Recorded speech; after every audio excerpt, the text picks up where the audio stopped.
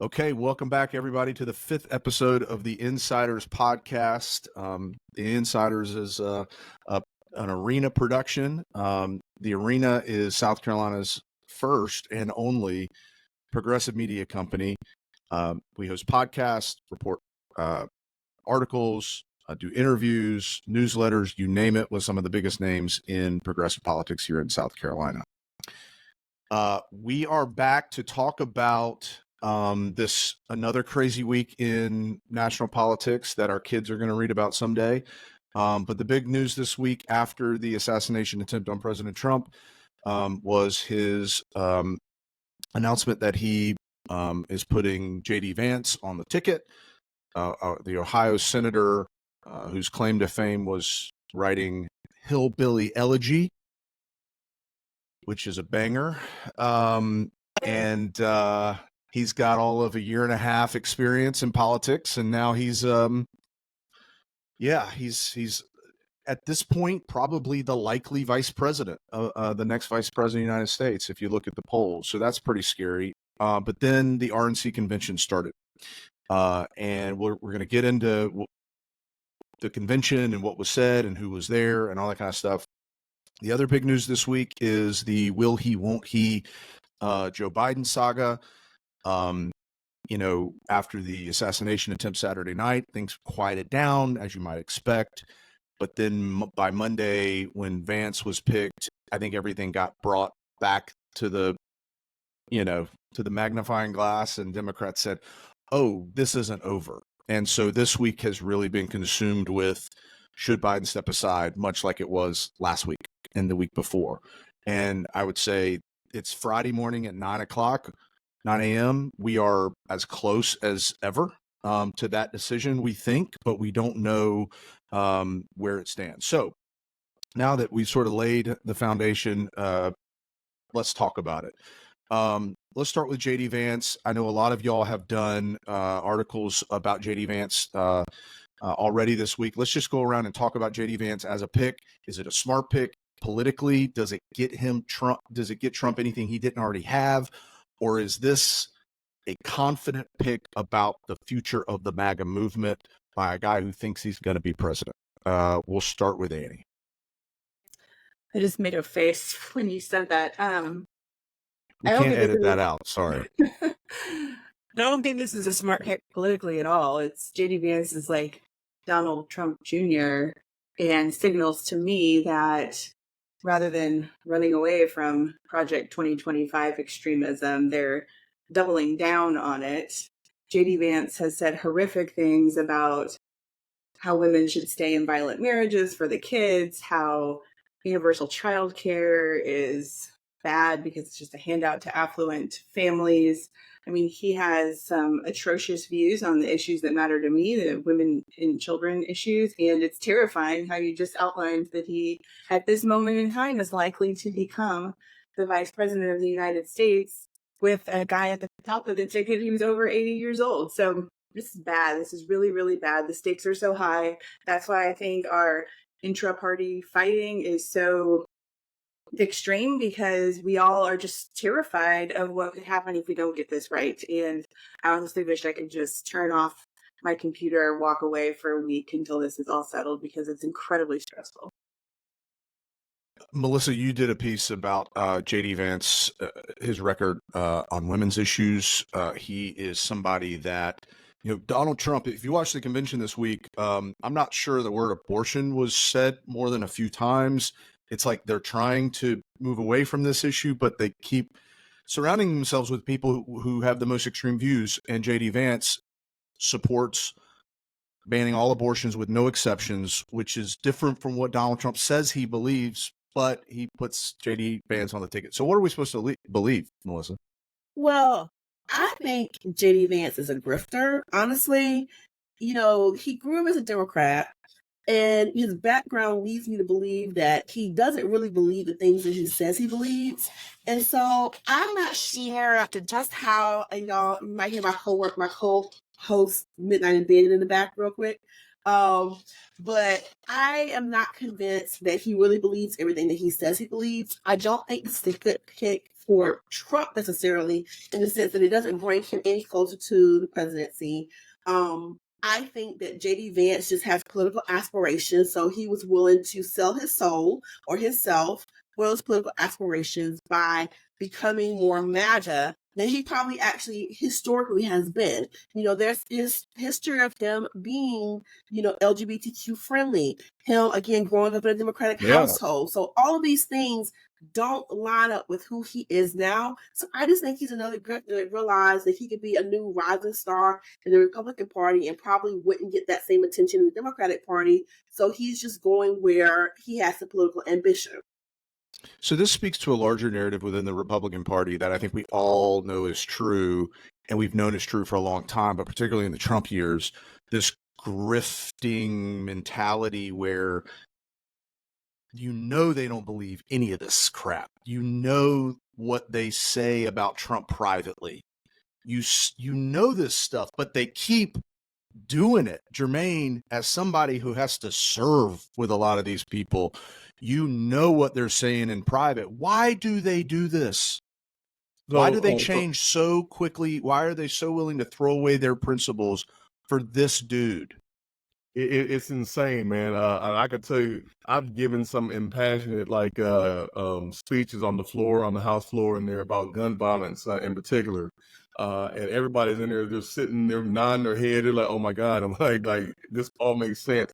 I walk to the back of the room. They give me hugs. Oh man, I love it, Jermaine. Like everything you just said is spot on. I agree with you, but I can't vote that way because I'll get primary. I'm just like, oh my God. So, I won't throw those names out there because it'll end up being a fight or whatever. But I mean, it's some of the most extreme far-right people, who say these things to me, who don't believe in the abortion thing. Like, there's so many of them, but they're afraid to get primary. They're afraid to give up that power. And this is the same thing with the MAGA movement. But with JD Vance in particular, I happen to believe this is a smart decision for Trump and the RNC to do it. I think it's a smart decision because this is just solidifying their commitment to this type of ideology and this movement. So they're showing their base that, hey, we're not going away. We just brought a 39-year-old here, which means we're in it for the long haul. And we're going to continue to double down on this type of rhetoric and this belief here. But now you've got somebody who has a minority wife. It just the optics are going to be a little bit more inclusive for them to have that ideology. Say, hey, listen, it's not only white males that are thinking this way; it's also minority women who believe this. And now they can bring that in there. Well, I kind of answered my own question because why do they keep doing it? Because they keep getting rewarded. Because there's no punishment for it. Look at Lindsey Graham. Like, he is on one hand the most unpopular Republican maybe in the party, but on the other hand, he's maybe the closest person to Donald Trump. And that's what keeps him relevant. And he's, it is sad, but if there's no consequences, then why not? Yeah. Why not? So, Jermaine, you said something that is a good segue into the Biden conversation, which are, people who are saying things privately that, they're not willing to say publicly. And we're seeing a lot of that right now with President Biden. Publicly over the last week, Democrats have been breaking away from him at a faster rate than they had the week before. We're well over 20 members of Congress now, but you still don't have a lot of these prominent Democrats who are pretty much doing everything they can to say it without saying it. And we're in a position now where it appears that Joe Biden is either being kept from these people or from this news, or he's keeping himself from it. But either way, over the last few days, it has really cranked up, and more Democrats are starting to say publicly what they've been saying privately. It is Friday, 9:15 a.m. We don't know what's going to happen today or tomorrow. But Jermaine, starting back with you, what do you think is going to happen? Do you think the dam has broken for Joe Biden? And what do you think we're going to be talking about this issue in 1 week from today? 1 week from today, I honestly still think we're going to be in the same position that we're in now. I personally don't think he'll be dropping out anytime soon. At least not before the DNC. I think it's going to come all the way up to the last second, and then it'll be a decision made then, and he'll be recommitted in there. I mean, I think if he dropped out right now, it'd be premature.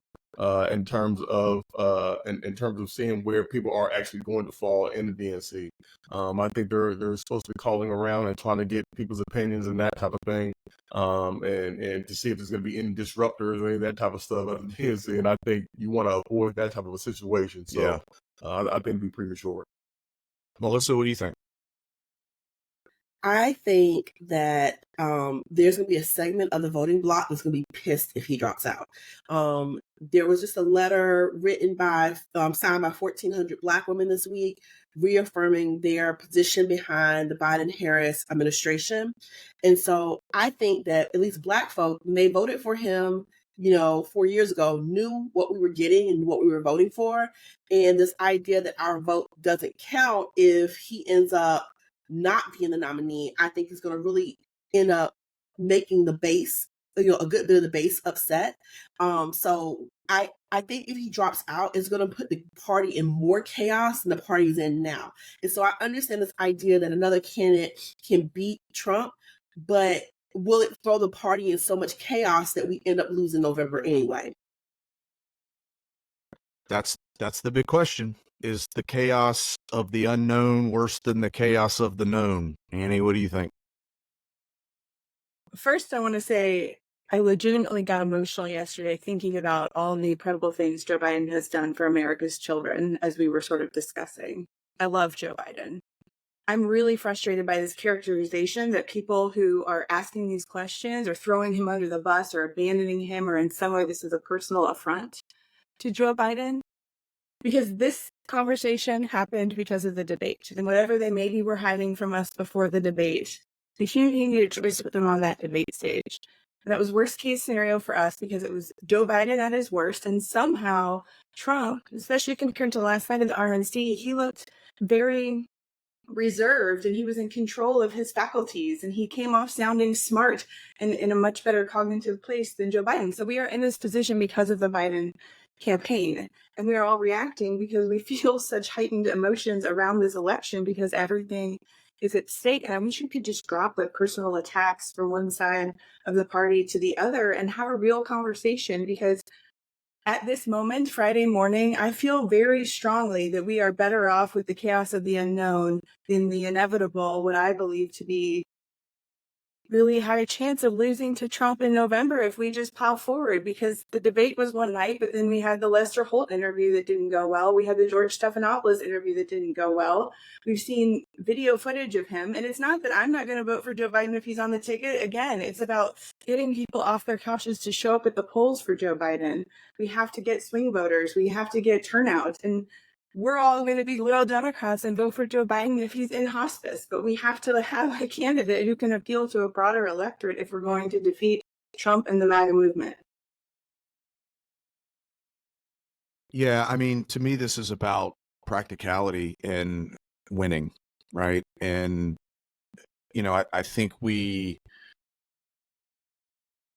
were practical in 2020. We kind of led with our head and not our heart with Joe Biden. At the end of the day, I know we were all probably cut up in that primary, but at the end of the day, we all came together for Joe Biden because I think we all realized that he was the best vessel for this movement at the time. And it's a little ironic that that same practicality could be the end of his political career when you look at the polling that is just not getting any better. It is going in one direction. And look, I wish the American people would wake up and have a moment where they have that epiphany that, like, what are we, just shake it off. Like, what are we thinking going back to this? But we've seen no indication that that's going to happen. And we're in a position where Joe Biden is crushing Donald Trump on the airwaves and in spending in all of the swing states. I was just in Savannah a couple weeks ago, and it was just, I was inundated with Biden ads. I mean, he is on the airwaves spending the money, and his numbers keep going down, and Trump's getting convicted of felonies at the same time, and his numbers are going up. And then you have the debate, and then you have the subsequent interviews, and then you have the assassination attempt with the picture and the flag and the blood, and then you have this BS narrative of Republican unity, and then you have a majority of the Democratic Party who is now saying we want Joe Biden to step aside. That it's no longer just a faction; it's a majority. And you have people like Barack Obama, Nancy Pelosi, Chuck Schumer, Hakeem Jeffries, the top of the party, all in agreement. Whether they're saying it publicly or privately, it looks like they're all in agreement that the party is better off with this unknown, with that chaotic unknown that Melissa was talking about, than the chaotic known that we are seeing in front of our eyes, where we are now down in Virginia, a state that we won by 10 points, a state that hasn't been competitive since the Bush administration. We're losing. We're down in New Mexico. We're down in Maine. We're down in Minnesota. We're only up by 2 in New Jersey. I just forget, like Annie said, forget your feelings about Biden. This is not personal at all. My question is, how does he turn this around? What has to happen for him to give the confidence to the American people that he can win? Because I started to think about the convention this morning, because I'm still on the do I go, do I not go to the convention. And can you imagine if Biden stays in, how awkward that convention is going to be? When Nancy Pelosi's walking around the convention hall, and Hakeem Jeffries and Chuck Schumer and the Pod Save America guys are doing a podcast over there, and you got James Carville. Oh, like what? I think the die has been cast, and we're in a position now where I don't think he has a choice. Like I don't know how you get the genie back in the bottle. No matter what your opinion is of Joe Biden, have we gone too far? Have we crossed that red line? And if we haven't, Jermaine, how does Joe Biden turn this around? How does he convince people that he can win now? I think Joe Biden, or not even President Biden, but his team. I believe his team, they need to go ahead and engage every single team member on this, and they need to be worried about GOTV at this point. And when I talk about GOTV, also about we need to ditch the conversation about Biden internally among the Democratic Party. We need to ditch the conversation about Biden and start talking about what comes with a Joe Biden administration. Specifically about the Supreme Court, specifically about women's rights and all the other different things that comes along with a Joe Biden. We need to go ahead and change the narrative from Joe Biden the president to Joe Biden the figurehead, and let's look at other things that come along with the Joe Biden. And I think between now and November, he's going to have to do something or pledge to do something that's going to be so drastic, just so out of the norm, just the way out of left field. There's going to have to be something that's going to have people say, oh my God, like I didn't know he was capable of doing that. It's going to have to be something like that. It's going to have to be on our forefront. Melissa, do you agree? I definitely agree. I think Democrats are going to have to stop the internal conversation and all rally behind Joe Biden. I think we're going to have to make sure that we focus on Kamala Harris being a strong potential president. I think that's where a lot of the concerns are amongst party insiders, and focusing right on what a Biden-Harris administration looks like and what he can do, and focusing also on what the alternative is and what the worst can happen. I also talked to someone this week that was like, they felt like the Democratic Party wasn't actually putting out a platform or putting out what we were doing. And we have a platform. I think we need to talk more about the things that we are going to do and talk more about that than the readiness of the president necessarily to stay another 4 years. And so not only do we have to talk about the contrast with Project 2025, but we got to talk about, as Democrats, what are we delivering in a Biden-Harris administration? Look, I totally agree with that. We can't win if this is the conversation we're having, right? We all agree with that. The question, though, is it realistic to not have this conversation? I'm not talking about us, but like the press and the American people, regular voters, because what the polling would suggest is they're having this conversation too. And if we are not having this conversation, it might look like we're ignoring them. But at the same time, you're right. We can't win if this is what Democrats are spending all of our time talking about, not Project 2025. You're right. So, Annie, what's the solution? I think one or two things needs to happen, or this conversation will literally continue until election day. Either he needs to step aside, or we need a press conference with Joe Biden at the podium, Nancy Pelosi, Chuck Schumer, Hakeem Jeffries, Barack Obama, Bill Clinton. And that is the only way to get us to shut up, because I'm waiting to see that. And the fact that I haven't seen that tells me that people who are much smarter than me in politics and much closer to Joe Biden have very, very real concerns. And that only intensifies the concerns that I have personally. That I can't remember. You know how a lot of us write tweets and then just save them in our drafts and never send them. I've done that a couple of times with articles this week because I've got so much in my head. But that's one question I've had is like, where is Obama and Clinton? Like, you've got to think the Biden campaign has been trying to get that press conference scheduled for a while, and there's a reason it's not happening. Because you're right. If they stood up and said, everybody needs to stop, this is our ticket, let's go, I think we'd all shut up and we'd move on, right? But they're not doing that. Okay, let's talk about Trump's speech last night, because one thing that I think is a consequence of his speech is Democrats are back this morning saying, what do I believe? What do I believe? Because, we're all over the place right now. He had a pretty weird speech. It was a 96-minute speech. I think it was the longest RNC speech of all time. I have to be honest. I fell asleep. I fell asleep. Like after 45 minutes, I couldn't do it. I hate late tip-offs. I can't do this anymore with young kids. It started way too late. I fell asleep. He spent the first 30 minutes talking about the assassination attempt. And I think he said it would be the only time he'd ever tell that story because it was just too difficult to tell. We'll see if that holds. But a lot of Democrats afterwards said, we can beat this guy. What are we doing? We can win. He's beatable. So how do you think last night's speech is going to delay or speed up or affect this conversation at all? And then we're not going to talk about Biden anymore. Annie?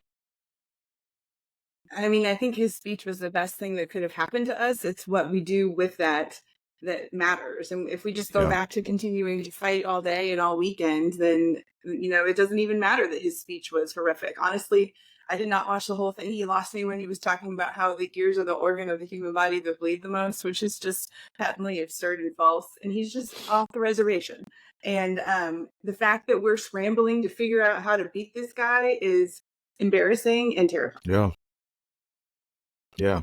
Melissa, did you stay up and watch it? I watched the beginning, fell asleep, woke up, and he was still talking. Still talking? Me too. He was still talking. I have a different view of his speech. I actually this is going to sound really bad, but I kind of understand how he can sway people because he lies so much, and he lies so much in the speech that if you don't, the average voter is not going to fact check him, and they weren't fact checking him obviously in real time. There was a little bit of, comments after the speech that addressed some of his lies, but not enough that it's going to educate the average voter. And so I can kind of see how his presence there could sway voters to believe that his policies are the right policies, because he didn't really talk about what he actually is going to do or what he actually has accomplished. The part that I heard was his lies about the Obama administration, his lies about the Biden administration, and how he had to save us after Obama and how he can save us after Biden.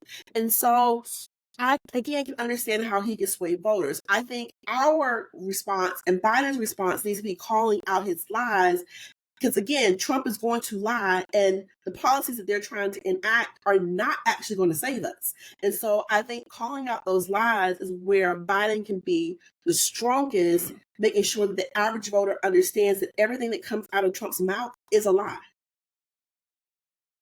Yep. Jermaine, what do you think? I happen to think that his speech was the best thing that could have ever happened to us. Yeah. And I say that because he had a missed opportunity.